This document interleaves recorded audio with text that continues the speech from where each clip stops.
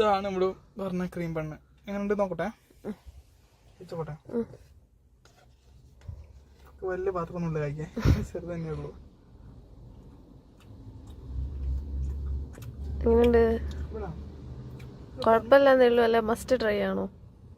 Cream കിട്ടില്ല, ഉള്ളിലുള്ള cream നോട്ടെ. നടു കൂടെ മുറിച്ചാൽ മതി. മുറിച്ചോട്ടെ. വേണ്ട.